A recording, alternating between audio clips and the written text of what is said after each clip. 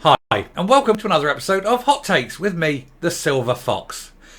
Nary a day goes by that we don't do a story about dear sweet Lorna Slater.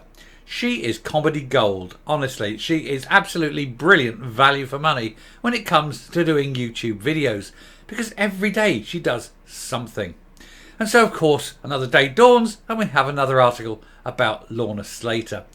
This is kind of highlighting generally things we've covered before, but where we, and by that I mean myself and you, dear sweet good viewer, have decided amongst ourselves that she is rather stupid and deserves to have no level of authority whatsoever.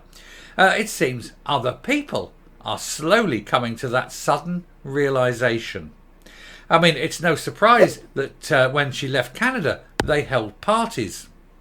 I have no evidence that actually happened, of course. It is merely speculation, but it wouldn't surprise me if that came out as being true. But then she found herself on a boat or a plane or whatever form of transport she could muster and landing at Prestwick and wandering into the Parliament in Edinburgh on the vague hope that somebody would find her employable. It's the only way she's ever going to get a job, really, isn't it? I mean, she is fairly unemployable in every other respect. Anyway, she found herself in this position of authority, can't believe her luck, and decided to push all her mad ideas. And of course, it's caused untold problems, not just for the Greens, but for the SNP and for the whole of Scotland.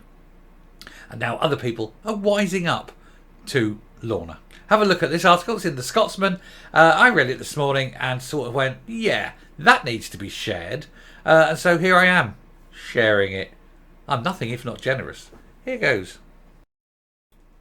So, deposit return scheme raises questions about Lorna Slater's competence, but also the people advising her. This is a comment piece from The Scotsman. Her competence? She hasn't got any competence. She's the most incompetent person I think I've ever... She's the second most incompetent person I think I've ever heard of. Obviously, can't take that title away from Humza Yousaf. He's worked hard for that. But she is there. She's a very close number 2. Following Green Minister Lorna Slater's admission that the deposit return scheme, the DRS, may be unviable, it is clear that she will attempt to point the finger of blame at the UK government. Or it's the government, or it's aliens, or it's the people, or it's the retailers. It's anyone. Anyone, of course, except Lorna herself. However, the problems that have affected the recycling scheme bear a remarkable similarity to a string of others that have dogged the Scottish Government in recent years. The common denominator that links the DRS with the troubled National Care Service plans, the blocked Gender Reform Bill, the Ferguson Marine Ferries fiasco, and even the state of the NHS is poor governance. Bad ideas, poorly implemented with insufficient attention to detail, and they sometimes appear driven more by an attempt to portray Scotland as somehow superior to England than by genuine need. And this, I think, is something that I have mentioned before, especially under Sturgeon. Everything under Sturgeon had to be different from England. She had to go that one step further. If England said you had to quarantine for 10 days, she'd make it 12 days. If they said you have to be 10 feet apart, she'd be, you have to be 5 feet apart. All through quarantine, all through that. We saw that. She was always pushing that little bit further, just to show a difference. Whether it was validated or not, whether it was scientifically accurate or not, she just had to be a little bit more, because she loves Scotland just that little bit better. She's the better leader. She's more caring. They're all psychopaths. She does not give one flying F for the people of Scotland. What she needed, though, was to be different from England. And that has been driving SNP policy for years. Anyway, government is supposed to be a collaboration between ministers and the civil service. And if neither is up to the job, then multiple problems are bound to occur. And that is exactly what we have been seeing for far too long. Despite lengthy consultation exercises, which often attract large amounts of common sense, sloppy thinking in government appears to go unchallenged, and problems on the horizon are not being spotted and avoided before legislation is passed. What you've got is a very weak civil service. They are not standing up to the madness in government. One of the points of a civil servant is to act as, if you like, a safety valve. to sit there, and when he hears the most outrageous things come from a minister, is to temper that minister, to say, well, actually, sir, this is not the right way of doing it, or, well, ma'am, this is an interesting idea, it's been tried before and it failed because, and that sort of thing. We've all watched Yes Minister, and the way Sir Humphrey would manipulate things. That's what the civil service is actually there to do. It is to stop government from doing stupid things. And the fact that the SNP are getting away with all these stupid things shows that there is no effective civil service in Scotland. And I think another problem, which on a tangent here, another problem is a lot of the senior civil servants, I think, are politically biased toward the SNP. And that doesn't help either. I've no evidence of it. I just get that impression. The Scottish Parliament's committee system may also need to up its game. But fundamentally, Scotland needs a competent government. And while Humza Yousaf has shown sometimes some signs of taking a different approach, like Slater, he can also be too eager to blame Westminster, as if this was the get out of jail free card and that government was all just a big game of Monopoly. And the Scottish Government should own its mistakes and fix them. But fundamentally, it needs to find a way to stop making them in the first place and quickly. And if you were to do that, if you were to stop making mistakes in the first place, you need to stop these mistakes happening at the source. And when you look at some of these big mistakes, such as the bottle return scheme, it was her. Such as the gender reform bill, it was her. Such as the fishing grounds, it was her. The fight against the oil fields, it's her.